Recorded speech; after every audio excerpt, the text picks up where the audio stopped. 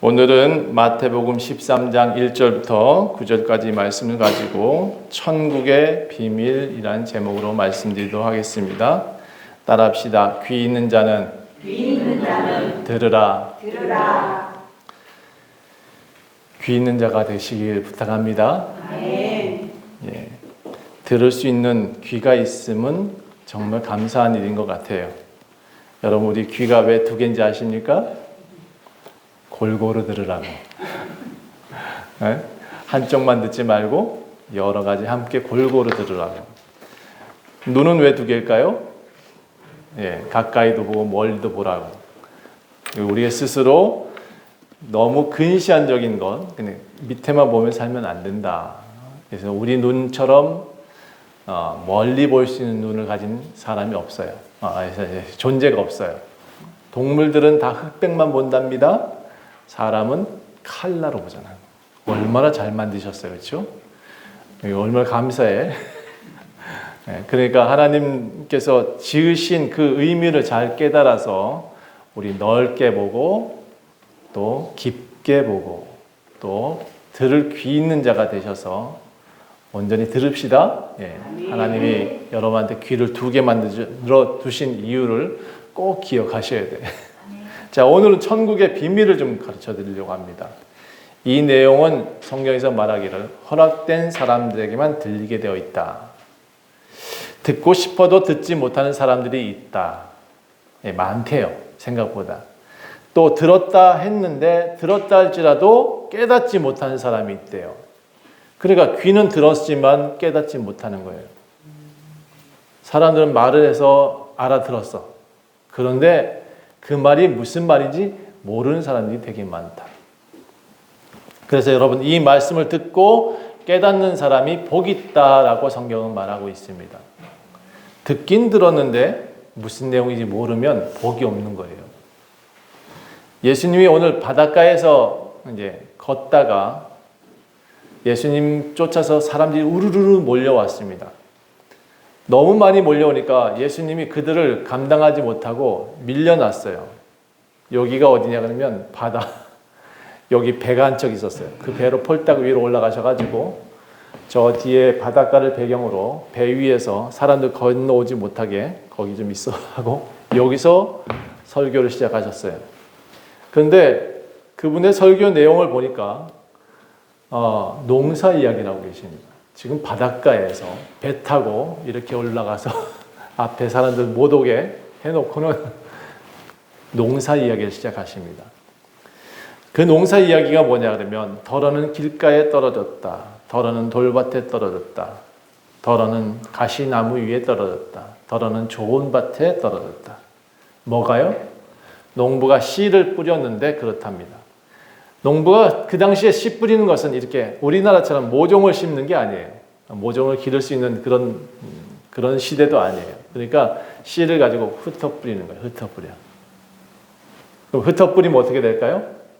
하나는 길가로 떨어지고, 하나는 가시떨기도 떨어지고, 하나는 저기 돌밭이 있는, 밭에 돌이 있는지도 모르지만 어쨌든 부어보니까 돌 위에 떨어진 것도 있었다. 당시의 농사법은 흩어 뿌리기였어요. 흩어 뿌리기. 모종을 하나씩 심으면 좋을 텐데 이 나라는 또 금방금방 새로 이모작 이상을 하거든요. 그러니까 흩어 뿌리기를 많이 해요. 근데 여러분, 씨를 뿌리다 보면 농부가 이게 제대로 뿌려질까요? 저 길가에도 뿌려질 수도 있고 저기 가시나무도 일부러 거기다 뿌리려고 뿌리는 건 아니지만 그러다 뿌리다 보면 그렇게 될 수 있어요. 근데 길가에 뿌려진 씨는 이 여지없이 새가 날라와서 콕콕 쪼아먹네.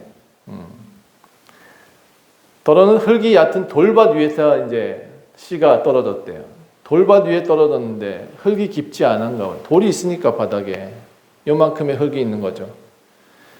근데 이 돌밭의 흙은 생각보다 빨리 씨가 트나 봐요.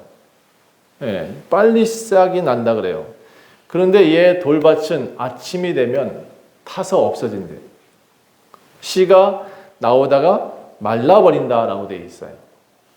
6절 한번 볼까요? 아주 여기 중요한 또 내용이 나오는데 여기 중요한 내용이 뭐냐면 싹이 나오지만 이 돌밭에서 나오는 돌밭은 이렇답니다. 해가 돋은 후에 타서 뿌리가 없으므로 말랐고, 해가 돋은 후에 뿌리가 없대요.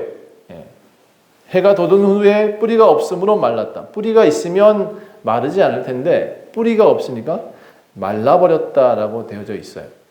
여기서 이 뿌리가 참 저는 중요하게 느껴졌어요. 아, 뿌리가 중요하구나. 대나무가 있는데 모소라는 대나무는요. 이 분명히 이 대나무 심었으면 나야 되잖아요. 안 난대요.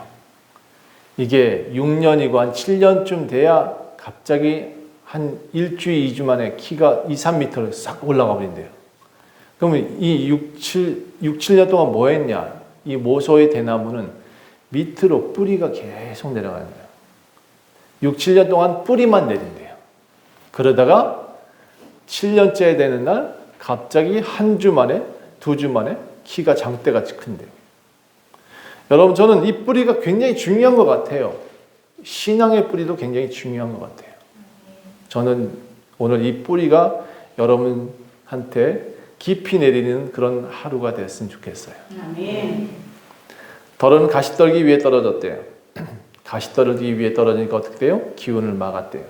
덜은 좋은 땅에 떨어졌대요. 어떤 것은 100배, 어떤 것은 60배, 어떤 것은 30배 결실을 하였다. 오늘 성경 구절 읽은 대로 그렇게 설명드렸어요. 그런데 이 내용을 뭐라고 그랬냐면 따라합시다. 비유다. 비유는 들을 수 있는 사람에게는 들리지만 듣지 않기로 작정한 사람에게는 들리지 않는 놀라운 능력이 있어요. 비유는 듣고자 하는 사람한테는 들릴 수 있어요. 그런데 듣지 않고자 하는 사람은 절대로 들을 수 없어요. 이 비유의 능력이라고 표현할 수 있어요.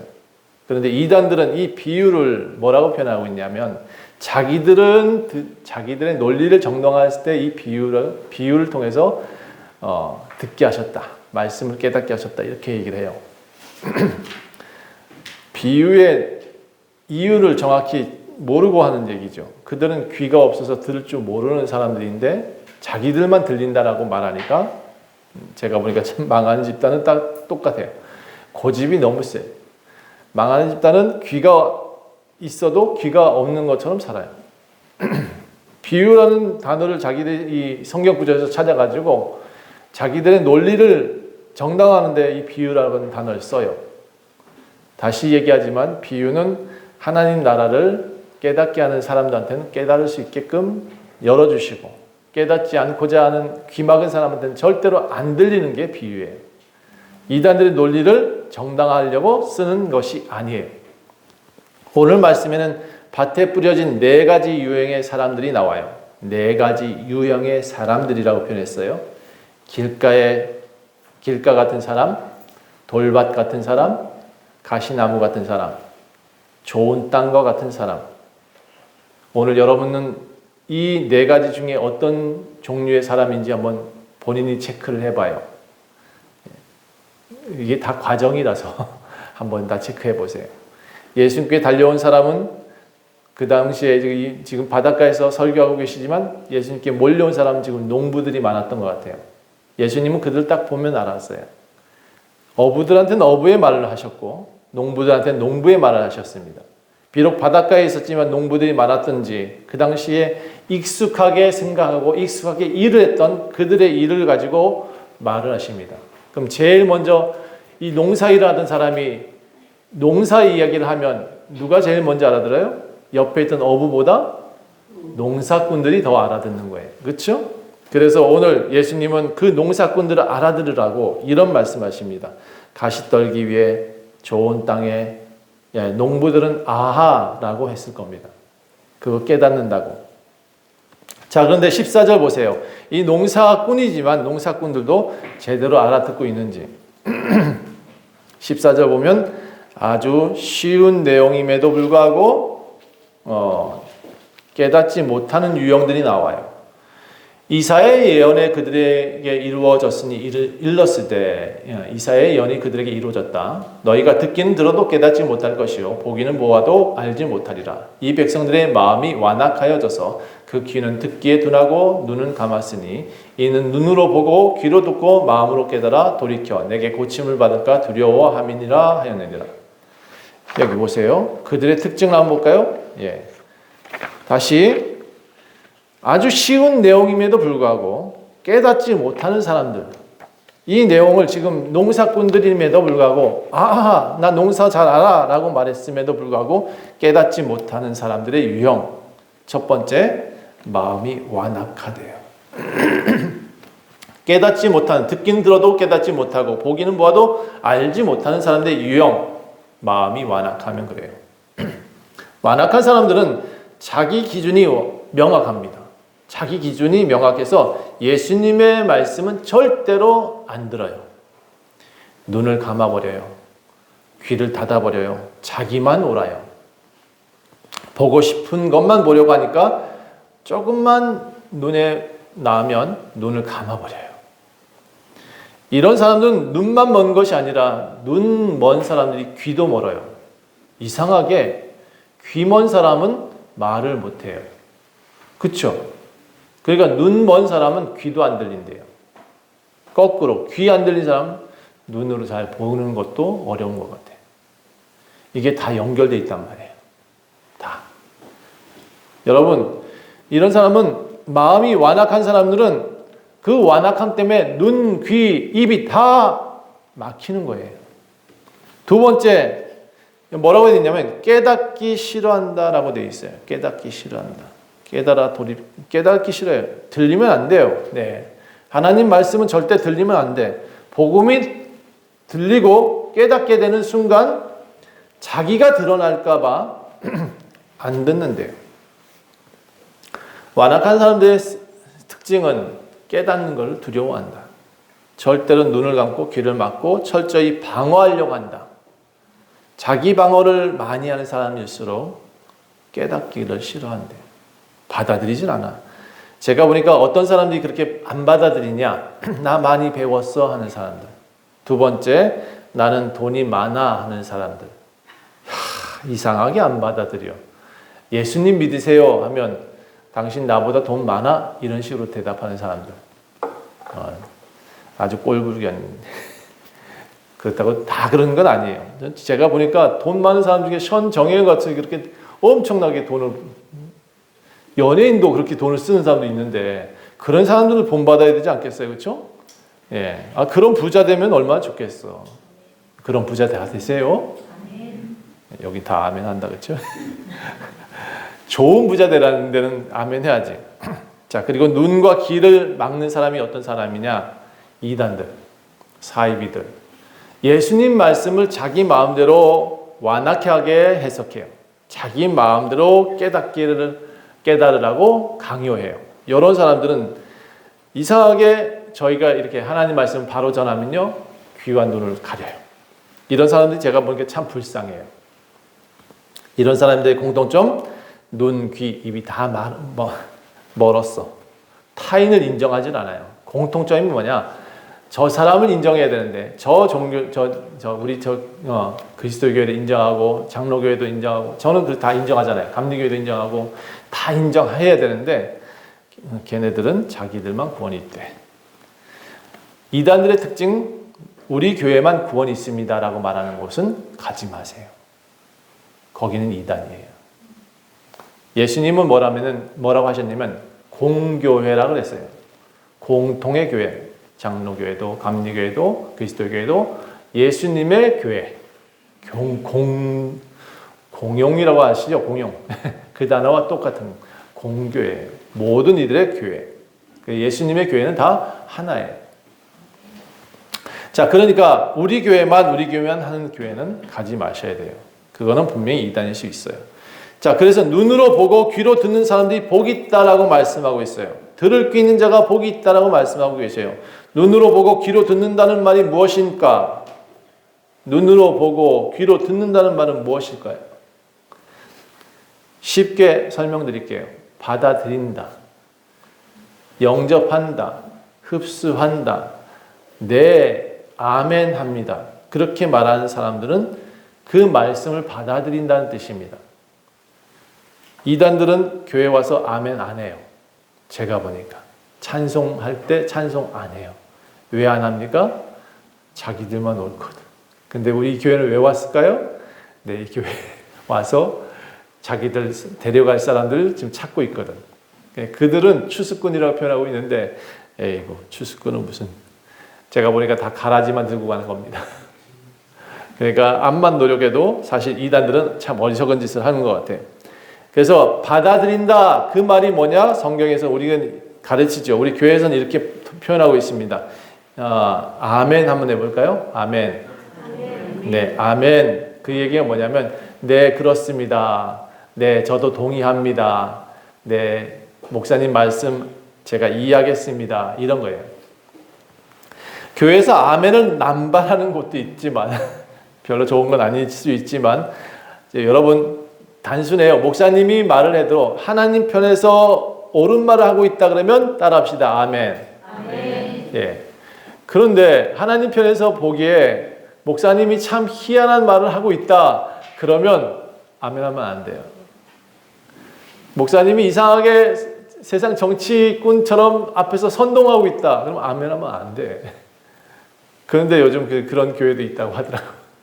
절대로 하나님 얘기하고 목사님은 성도들을 바르게 이끌고 주님 앞으로 자꾸 끌어가려고 한다 그러면 조금 이럴 수 있어요. 목사님이 어눌하고 말도 잘 못하고 그런데 하나님께서 여러분 사랑하실 것 같아 이렇게 표현한다고 하더라도 하나님 편에서 얘기한다 그러면 어떻게 하라고요? 아멘. 아멘. 네. 그래서 받아들이는 사람이 보고요, 받아들이는 사람이 눈을 열게 되고요, 받아들이는 사람이 깨닫게 된다는 거예요. 이해가 잘 안 돼도 받아들이면 아멘 할 수 있으면 좋겠어요. 하나님 편에서 옳은 것에 아멘 하십시오. 자, 다시 18절로 가볼까요? 그런즉 씨 뿌리는 비유를 들으라. 18절에 그렇게 되어 있어요. 이 비유에 대해서 이제 해석을 해주시는 거예요. 18절은 이제 이 비유가 뭐냐라고 하냐면 도대체 못 알아듣겠어요? 라고 말을 하니까 정확하게 얘기를 해주셔요. 씨 뿌리는 비유를 들으라. 아무나 천국 말씀을 듣고 깨닫지 못할 때는 악한 자가 와서 그 마음에 뿌려진 것을 빼앗나니 이는 곧 길가에 뿌려진 자요. 길가에 뿌려졌다는 뜻이 뭐냐? 여러분 목사님 설교하고 있는데 갑자기 이런 생각이 드는 사람이 있죠. 아, 집에 가서 밥을 뭐 먹지? 아, 오늘 점심시간 이후에 어디 가서 뭐 할까? 갑자기 목사님이 설교를 열심히 하고 있는데 아유, 오늘 집에 가서 빨래를 어떻게 해야 되지? 걱정 마요. 세탁기가 다 할 테니까. 걱정 마요. 집에 있는 거 저녁 때 뭐가 있으면 다 먹겠지. 뭘 그렇게 걱정을 하고 있어. 그렇죠? 근데 꼭 여기 와서 설교 시간에 꼭 생각이 난단 말이야. 그렇죠? 그렇죠? 아, 오늘 얘 준비물을 뭐 준비해야 되지? 우리 딸내미? 이거 왜 지금 생각하냐고요. 여러분, 마귀가 이런 잡생각을 언제 넣느냐?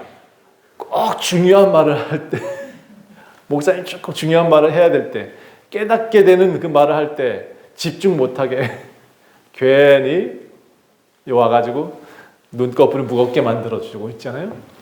네, 여러분, 그런 거예요. 이 새가 쪼아진다고 하는 것은 아마 처음 교회 나온 사람들 많이 느낄 것 같아요. 아니, 목사님 말씀이 막 지루하고 막 그럴 때. 예. 새들은요, 여기서 말하는 새들은 마귀를 가리키고 있습니다. 그 마귀들이 와서 여러분한테 예배에 집중하지 못하게 만들고요. 계속해서 잡생각이 나게 만들어요. 예. 괜히 걱정을 심어주고요. 괜히, 무언가를, 자꾸 해야 될 것 같아. 여러분, 오늘 일은 오늘 맡기고 내일 일은 내일 맡기래요. 그러니까 오늘 일 걱정하지 말고 내일 걱정을 왜 먼저 하냐고요. 먼저 염려 금심한다고 해서 머리털 하나 더 자랄 수 있게 하느냐? 아니래요. 그러니까 걱정하지 말고 오늘 말씀에 좀 집중해 보세요. 이렇게 새가 자꾸 날아다닌다. 내 머릿속에서. 꼭 예배 시간에 어떻게 해야 돼요? 빨리 허이허이하게 날려보내세요. 그리고 주님이 뭐라고 하시는지 좀 들으세요. 이 씨 뿌리는 비유에 길가에 떨어졌다는 것은 자꾸 방해한 새들이 날라와도 쫓아내지 못하는 사람들의 모습을 가리켜요.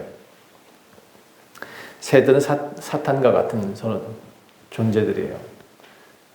이 사탄들을 자꾸 쫓아내지 않으면 때로 몰려올 수 있으니까 빨리 쫓아냈으면 좋겠어요. 길가에 떨어진 씨는 새를 쫓아내기 쉽지 않습니다. 이 길가가 어떤 곳이냐?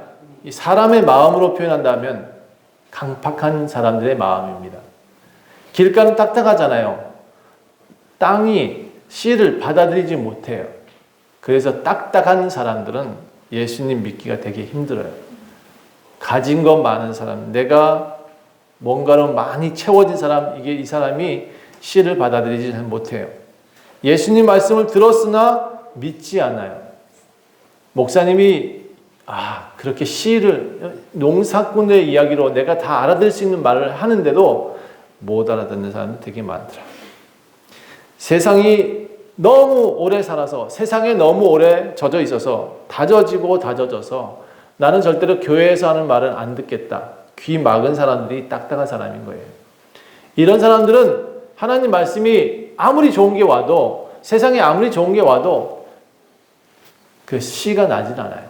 뿌리 내릴 수도 없어요. 새가 날라오면 새야 먹어. 그게 그들의 모습이에요. 딱딱한 마음 가진 사람은 길가에 뿌려진 씨와 같다. 씨가 아무리 좋은 모래 소용이 없다. 그 다음에는 돌밭에 뿌려진 씨라고 표현하고 있습니다. 사람의 마음이라고 표현했습니다.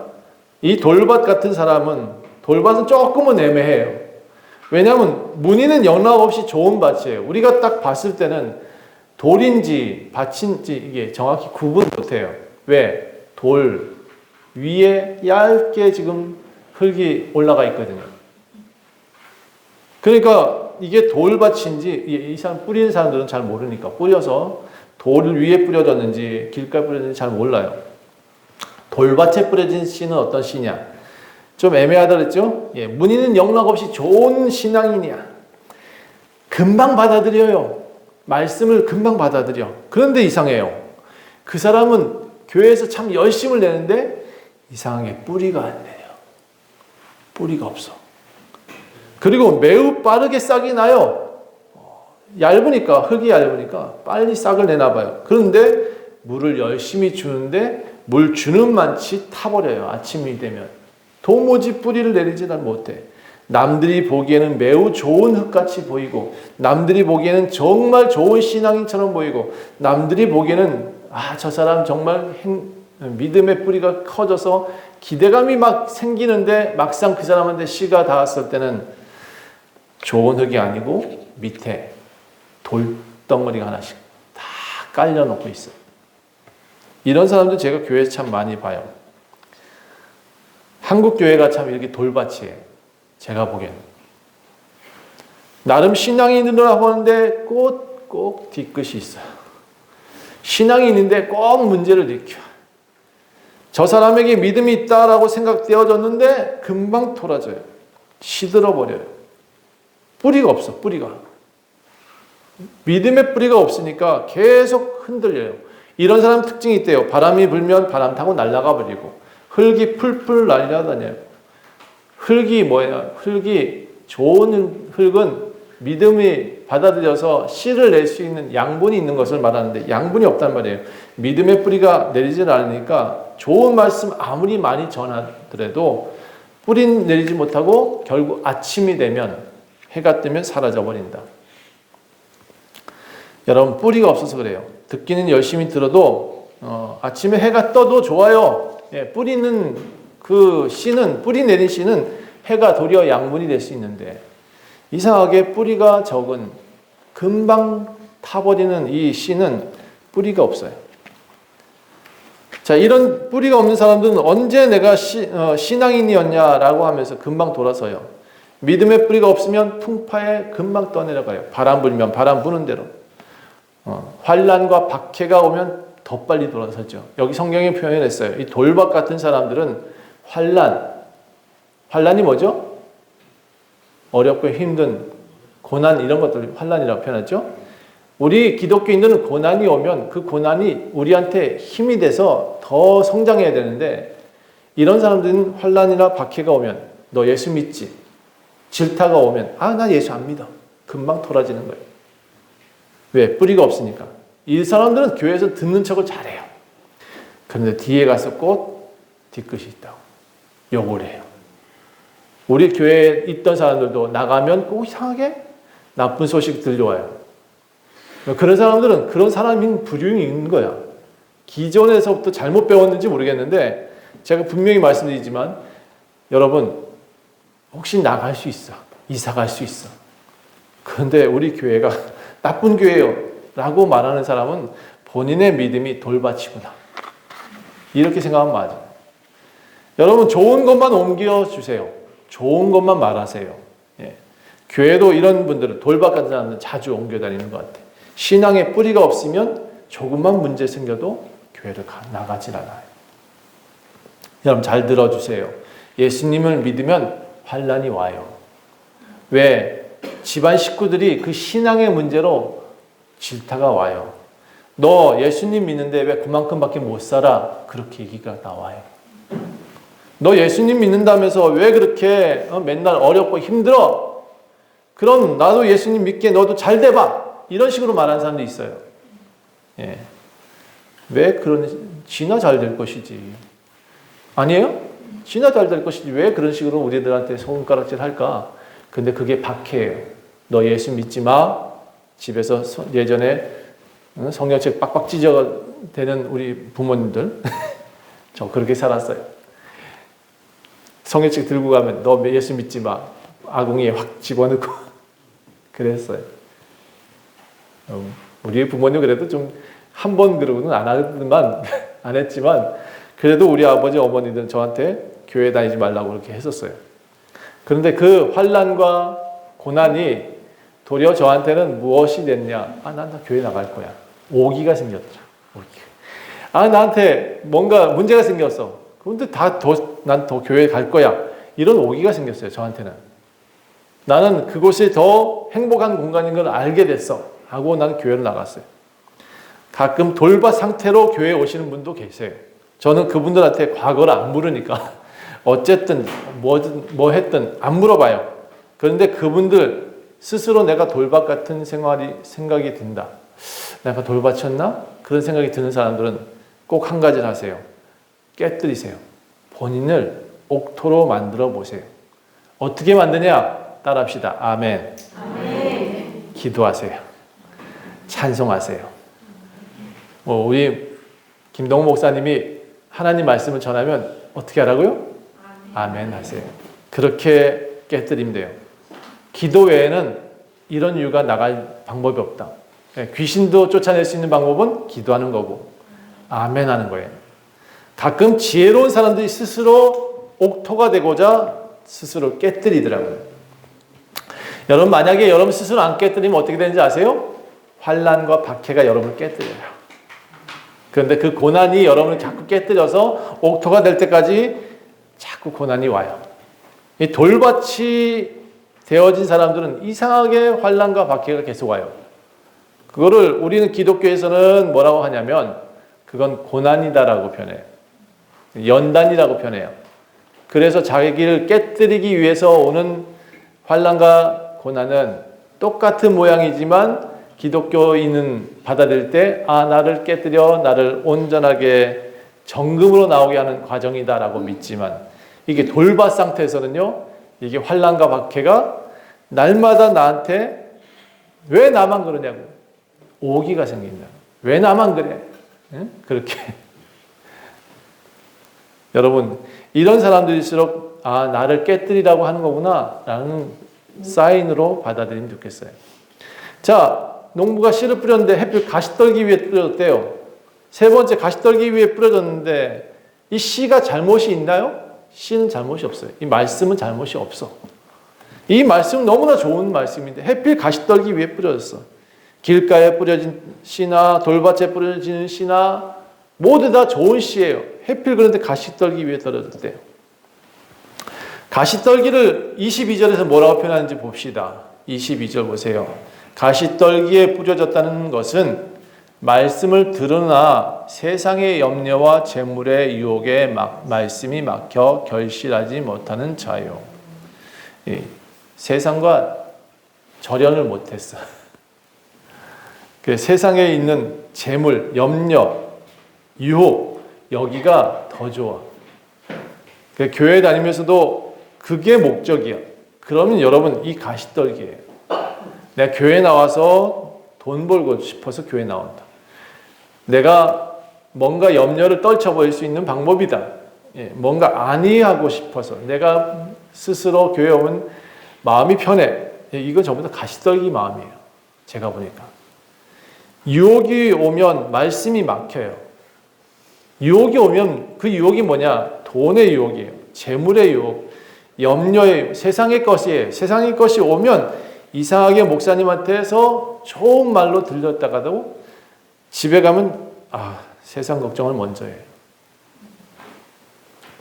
씨가 땅에 닿을 수가 없어요. 뿌리가 내려가야 되는 가시떨기 위에 있다 보니까 이게 내려가질 않는 거예요.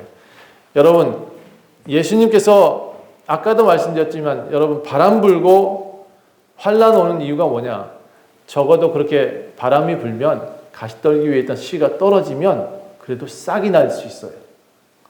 여러분 교회 다니면서 왜 자꾸 이런 일들이 일어나지? 그러면 전 분명히 그걸 생각하셔야 돼요. 나한테 환란과 고난이 많다. 그럼 내가 돌짝 받쳐서 돌을 깨뜨리시려고 한다. 그렇게 생각 맞고, 두 번째 내가 가시떨기 위해서 이 씨가 나지 않을 거니까 빨리 바람이 흔들려서 그 씨가 땅에 떨어지게 하려고 하시는 거구나. 두 가지가 있어요. 이 가시떨기 나무 위에 있던 사람들은 계속 세상의 유혹 때문에, 자꾸 염려 때문에 거기에 밀려서 하나님 말씀이 흔들리는 거예요. 환란이 닥치고 가족이 방해하고 직장 상사가 방해하고 너 예수님 믿음 뭐가 달라져? 라고 자꾸 그렇게 들린다. 나는 또 내일 어떻게 저 돈을 만들지? 나는 내일 어떻게 하면 저렇게 사업을 이끌어가지? 계속 그런 생각이 자꾸 든다. 여러분 망하면 망하리라 이런 생각을 좀 해보세요. 저는 살면서 그런 생각을 많이 했어요. 교회가 안 되면 뭐 팔아버리지, 집어쳐버리지. 우리 하나님께서 하시는 사업인데 하나님께서 하시겠지 뭐 이렇게 저는 털어버려요. 아니 그거 걱정해가지고 내가 사람 많이 모을 수 있나요? 해보니까 안 되더라고. 저도 아둥바둥 해봤거든요. 저도 가시떨기 나무 위에서 서봤었으니까 알겠더라고요. 나도 가시떨기 나무 위에 서봤었구나. 여러분 모두 떨쳐버리고 예수님을 선택하십시오. 저는 그랬습니다. 그들 말처럼 돈 많은 부자가 되지 않았지만 예수 안 믿어서 더 가난해지지도 않았어요. 제가 생각하기에. 제가 보니까 가시떨기 나무 맨날 그거 붙잡고 있다가 나는 언제 씨가 나고 언제 열매 맺을 거냐. 여러분 열매 안 맺고 계속 내가 뿌리를 내리지 못하고 있는 이유를 한번 생각해 보세요. 가시떨기 위에 계속 붙들려 있는지. 그러니까 나는 지금 뿌리를 못 내리고 있고 나는 자꾸 열매가 안 나는 거예요. 그 가시떨기 위에서 자꾸 헤매고 있으니까. 여러분 그래서 죽기 살기로 풍파, 환란 뭐 이런 건 오면 감사합니다. 내가 아니면 땅에 떨어져서 이제 옥토대에 떨어져서 싹이 날 수 있겠군요. 라고 그렇게 생각하시면 돼요. 이제 좋은 땅이 나왔죠? 좋은 땅에 뿌려졌다는 것은 말씀을 듣고 깨닫는 자가 뿌리를 내린다는 말입니다. 뿌리가 내린 씨는 금방 커요. 금방 뿌리가 내리고 금방 줄기가 생기죠. 어떤 것은 그래서 100배가 된대요. 어떤 것은 60배가 된대요. 어떤 것은 30배가 된대요. 좋은 땅은 무한한 가능성이 있어요. 좋은 땅이 되어지면 농부는 그 씨한테 기대감이 생겨요. 씨는 다 동일하지만 좋은 땅에 뿌려진 씨는 저 농부가 누구예요? 저분. 하나님이 이제 우리한테 기대가 있어요. 그에게 물을 줘요. 그에게 은혜를 줘요. 여러분, 물을 준다는 것은 하나님께서 비를 내려주신다는 것은, 이른 비와 늦은 비를 준다는 것은 여러분한테서 기대감이 있기 때문이네요. 좋은 땅한테는 하나님께서 계속해서 은혜를 내려주세요. 믿음의 뿌리를 깊게 내서 신앙의 줄기를 크게 밑으로 뻗쳐내서, 이 믿음의 뿌리가 먼저예요. 그 다음에 우리가 올라갈 수 있는 줄기가 될 수 있고, 그 다음에 열매를 기대하셔야 돼요. 내가 지금 땅에 뿌리가 안 내려져 있는데, 내가 자꾸 흔들리고 있는데, 내가 세상에 자꾸 유혹되어지고 있는데, 내가 돌박 같은 마음에 살고 있는데, 그러면 뿌리 내릴 수가 없어요. 하나님께서 도울 수가 없어요. 하나님께서 물을 줘도 그 물은 도리어 나한테 독이에요. 가끔은 내가 하나님 물을 받았는데 돌밭 위에 있으니까 자꾸 타버려요. 세상의 물기가 나한테는 도움이 안 돼요. 하나님이 물이 다가도 내가 가시 떨기 위해서는 절대로 씨를 낼 수가, 씨가 뿌리 낼 수 없어요. 그러니까 성경은 뭐라고 하냐면, 하나님께 온전히 좀 마음부터 내려. 하나님부터 먼저 찾아라. 하나님께 나와라. 하나님을 아버지라고 불러라. 아버지한테 나오면 너희가 좋은 것을 얻는다. 맨날 그렇게 성경이 얘기하거든요. 좋은 땅이 되셔야 돼요. 먼저 좋은 땅이 된다는 것은 마음을 좋게 쓰셔야 된다는 거예요.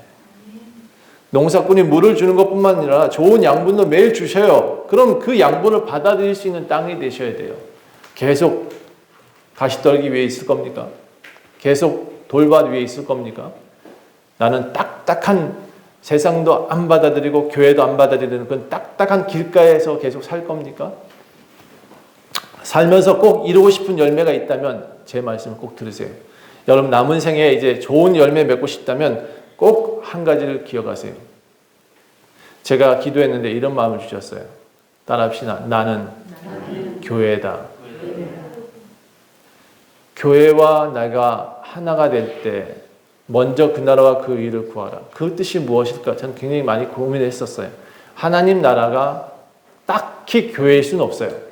그런데 하나님 마음에 합당한 일들을 하는 그 교회가, 하나님께 합한 마음을 가진 사람들이 모이면 시너지가 일어나는 것 같아요. 그래서 저는 교회가 이 건물이 아니라 여러분이 교회예요. 항상 그렇게 가르치죠?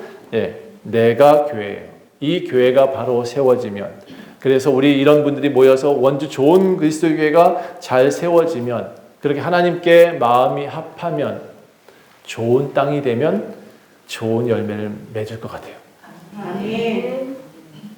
그럼 이제 여러분한테서 기대합니다. 저도 기대합니다. 원주 좋은 교회 여러분이 좋은 땅이 되셔서 이제 씨가 뿌려지고 그 씨가 뿌리가 내리기를 기대하고 있습니다. 그리고 좋은 열매가 나서 이제 우리 교회가 좀 더 많은 사람들한테 열매를 나눠줄 수 있는 그런 교회가 되어줬으면 좋겠습니다. 아멘. 노년에 계신 분들한테 제가 한 가지 부탁드릴게요. 이제 마지막 남은 생애 동안 원주 좋은 교회가 여러분한테 마지막 열매일 수 있어요. 이 열매를 조금 잘 만들어주시고, 경험이 많잖아요. 잘 가꿔주세요. 그러면 이 교회가 또 다음 세대한테 더 풍성한 열매를 맺을 수 있을 것 같아요. 농부가 가지치기를 잘해야 열매를 잘 맺는데요. 뿌리 내릴 수 있으면 좋겠어요. 우리 교회에 좋은 땅 같아요. 여러분이 좋은 땅이 되시고 좋은 열매가 되셔서 좋은 열매를 내는 그런 교회가 됐으면 좋겠어요. 여러분 인생에도, 여러분 삶에도 따라합시다. 나는 좋은 땅이 되고 싶습니다. 그래서 열매를 많이 맺는 삶을 사십시다. 기도하겠습니다. 하나님, 돌짝 같은 데도 가봤고요. 가시떨기 같은 삶도 살아봤고요. 옛날에는 제가 길가에도 있었습니다. 그런 삶을 우리는 다 겪었습니다. 그런데 주님, 좋은 땅을 기대하신다고요. 우리 원주 좋은 그리스도교회에 모인 성도들은 다 좋은 땅이 되게 도와주세요.